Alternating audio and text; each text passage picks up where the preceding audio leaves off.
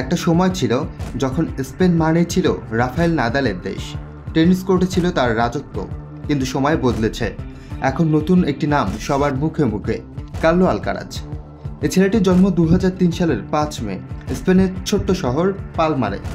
বাবার টেনিস ক্লাবে প্রথম হাতে নিয়েছিল র্যাকেট, বয়স তখন মাত্র 4। স্বপ্ন ছিল একটাই, একদিন গ্র্যান্ড স্লাম জেতা। আর সেই স্বপ্নের পেছনে ছিল অগণিত অধ্যাবসায়।